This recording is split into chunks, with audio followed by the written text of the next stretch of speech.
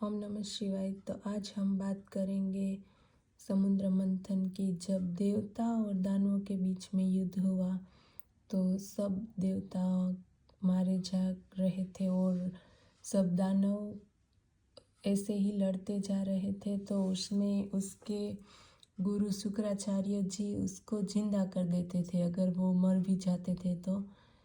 और दानवों के सब दानव जिंदा होकर वापस युद्ध लड़ते रहते थे।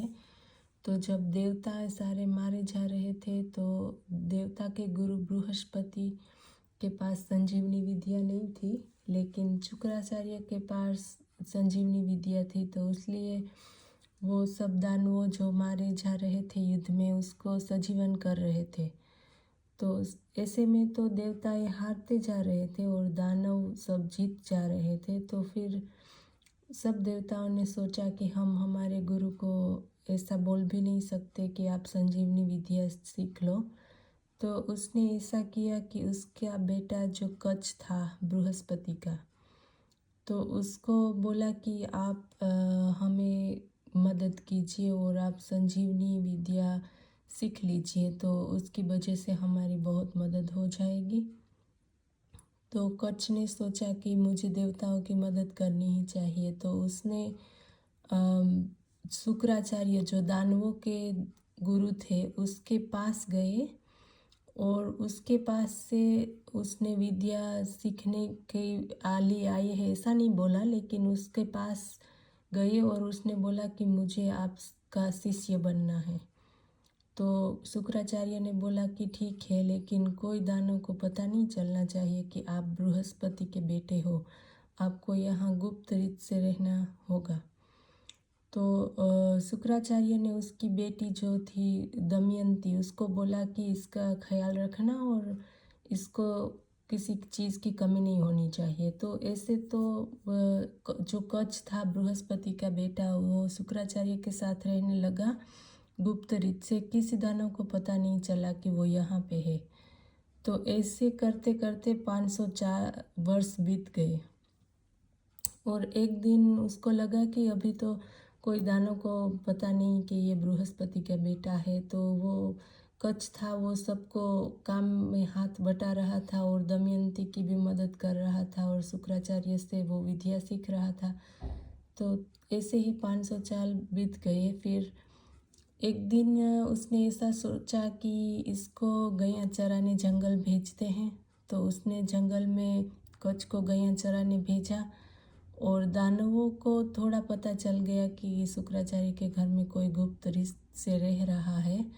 तो उसने जब गुप्तचरों को भेजा तो उसको पता चला कि वो जो रह रहा है उसके घर में वो आज गैया चराने अकेला जंगल में गया है। तो उस लोगों ने सब दानवों ने मिलकर उसको मरवा दिया कच्छ को और फिर उसके टुकड़े करके कुत्तों को खवा दिया। सो शुक्राचार्य उसको संजीवनी विद्या से वापस जिंदा नहीं कर सही, इसीलिए उसने ऐसा किया। और जब शाम हो गई तो गैया अकेली वापस घर पे आ गई। तब दमयंती ने देखा कि गैया अकेली आई है, कच्छ तो है नहीं। तो उसने उसको उसके पिता शुक्राचार्य को बोला कि आज कच्छ नहीं आया और मुझे बहुत सी घबराहट हो रही कि उसके साथ कुछ बुरा हुआ है और गैया अकेली वापस आई है, वो अभी तक नहीं आया। जब शुक्राचार्य ने ध्यान करके देखा तो उसको पता चला कि कच्छ को तो दानवों ने टुकड़े करके कुत्तों को खवा दिया है। तो फिर उसने दमयंती को ऐसा बोला। तो फिर दमयंती ने कहा कि जो कुछ भी हो गया लेकिन उसको आपको वापस जिंदा करना ही पड़ेगा।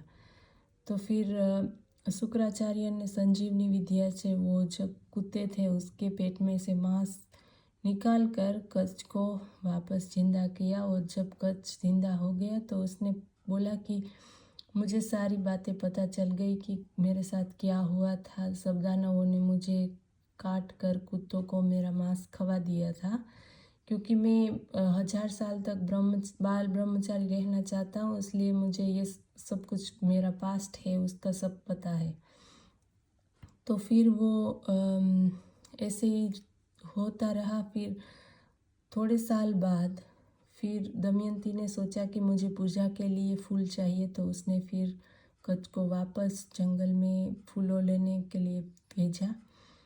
तो जब वो फूल लेने गया तो फिर दानवों ने ऐसा ही किया, उसको भस्म कर दिया और वो जो राख थी वो उसने समुद्र में फेंक दी। सब उसकी राख थी बॉडी को जलाकर, तो समुद्र में फेंक दी। तो शाम हो गई, फिर कच्छ वापस नहीं आया घर पे। तो फिर दमयंती ने शुक्राचार्य को बोला कि अभी कच्छ का कुछ हो गया है, उसको दानवों ने कुछ कर दिया, वो फिर से वापस घर नहीं आया। शाम हो गई, फिर लौटा नहीं। तो शुक्राचार्य ने ध्यान लगाकर फिर देखा, तो उसने पता चला कि उसके भस्म करके फिर उसकी राख को समुद्र में मिला दिया है।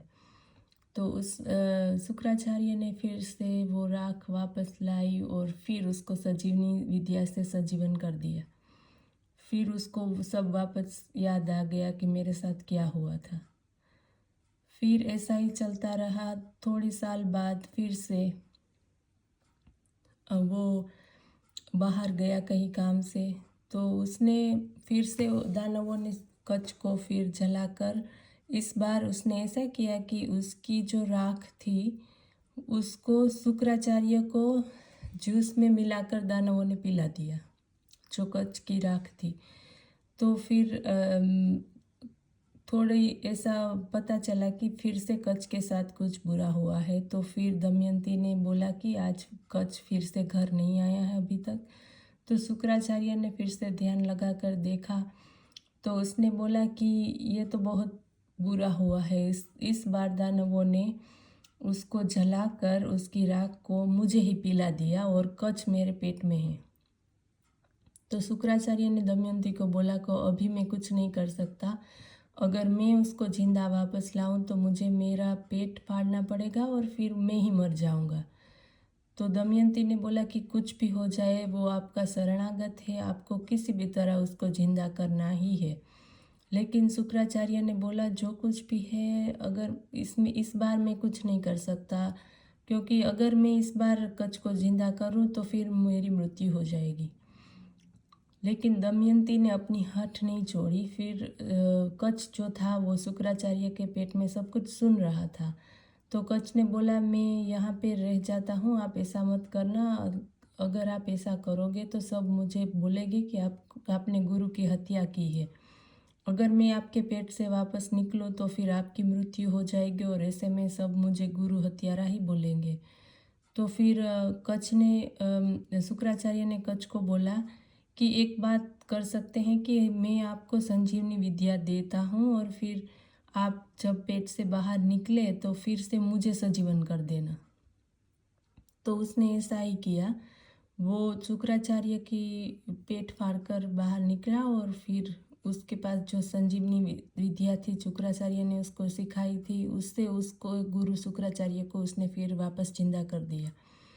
जब शुक्राचार्य वापस जिंदा हो गए तो उसने कच्छ ने बोला कि इसलिए तो वो आया था यहाँ पे संजीवनी विद्या सीखने के लिए, तो अब उसका काम पूरा हो गया तो वापस वो देवता के पास चला जाता है।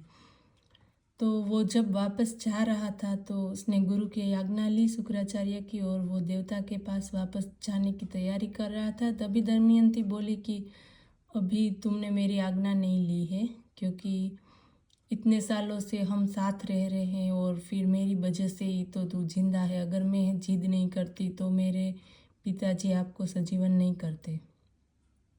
तो उसने उसकी भी आज्ञा ली और जब जाने वाला था तो दमयंती बोली कि मुझे आपसे एक बात करनी है कि आप मेरे साथ विवाह कर लो। तो उसने बोला कि ऐसा तो मैं कभी कर ही नहीं सकता, क्योंकि मैं आपके गुरु के साथ इतने साल से रह रहा हूँ और मैं आपको बहन की दृष्टि से ही देखता आ रहा हूँ और फिर मैं तो 1000 साल तक ब्रह्मचारी का व्रत लिया था। तो दमयंती बोली कि अब आपका 1000 साल का व्रत जो था ब्रह्मचारी का वो तो फिनिश हो गया है, तो अभी आप मेरे साथ शादी कर लो। तो दमयंती की हठ की वजह से वो कच्छ ने बोला कि नहीं मैं ऐसा नहीं कर सकता, फिर मैं आपके पिताजी शुक्राचार्य है उसकी पेट में मैं इतने दिनों तक रहा, तो उसकी वजह से मैं आपका भाई हुआ और मैं ऐसा नहीं कर सकता। फिर दमयंती ने हठ नहीं छोड़ी और उसने बोला कि अगर तुम ऐसा नहीं करोगे तो मैं आपको श्राप दे दूंगी। तो उसने श्राप दिया कि जो तुमने संजीवनी विद्या सीखी है वो सारी नष्ट हो जाए अगर आप मेरे साथ शादी नहीं करते। तो ऐसा ही हुआ कि उसकी जो विद्या इतनी मेहनत से मिली थी उसको, वो एक श्राप की वजह से वो नष्ट हो गई। तो फिर कच्छ ने भी ऐसा ही किया कि उसको सामने से श्राप दिया दमयंती को कि आपके साथ कोई भी ऋषि और कोई भी विवाह नहीं करेगा। ऐसा बोलकर कच्छ वापस देवताओं के पास चला गया और वो जाकर सारी बात देवताओं को बताई कि ऐसा हुआ और श्राप की वजह से मैं जो विद्या इतने साल तक कठिन तप से मैं सीखना चाहता था वो सब बर्बाद हो गई मेरी मेहनत। तो फिर सब गए विष्णु भगवान के पास और विष्णु भगवान को सारी बात बताई और विष्णु भगवान ने बोला कि अब तो हमारे पास एक ही उपाय है कि अब हमें समुद्र मंथन करना पड़ेगा। जो समुद्र मंथन में से अमृत निकलेगा वो सब देवता पी लेंगे तो वो सब अमर हो जाएंगे। तो वो सब गए समुद्र मंथन की तैयारी में और फिर जब विष्णु जी ने बोला कि आप अकेले नहीं कर सकते, उसमें आपको दानवों को भी साथ में लेना होगा और फिर उसको मनाना भी पड़ेगा कि जो अमृत निकलेगा वो हम सब पी लेंगे साथ में और अमर हो जाएंगे। तो सब देवता गए दानवों के पास और उसको मनाने की कोशिश की तो दानवों भी सब ने हाँ बोल दिया। फिर सब ने मंद्राचल पर्वत को लेकर समुद्र में गए और वासुकीनाग था उसने डोरी बनाई सारे पर्वत में लपेट कर। और फिर जब सब समुद्र मंथन करने लगे तो फर्स्ट स्टार्टिंग में भी विष निकला तो वो सब डर गए। एक तो डरे हुए थे और फिर विष निकला पहले से ही तो वो और भी डर गए। और फिर वो जहर का क्या करे क्योंकि सबका जहर सबको नष्ट किया जा रहा था।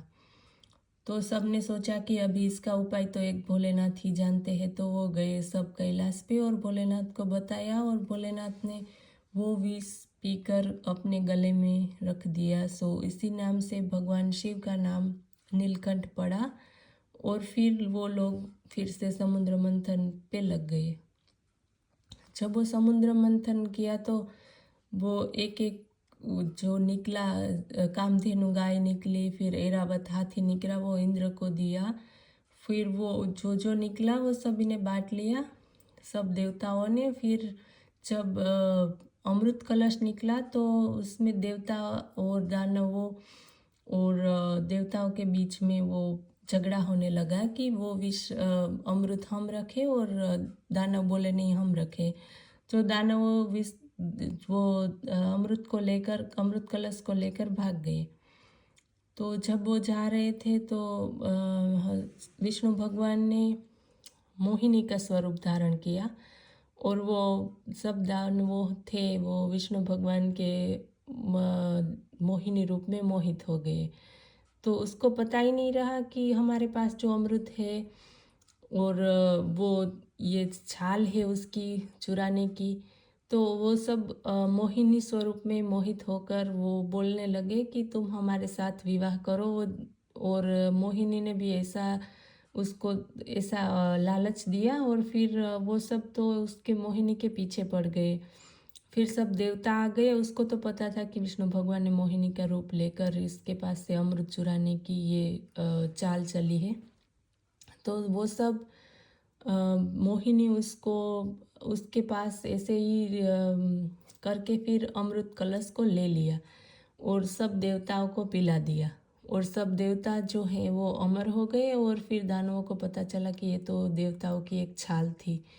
सो फिर उसने वो सब ऐसा करके फिर विष्णु भगवान को ऐसे ही बोला कि आपने हमारे साथ छल किया है।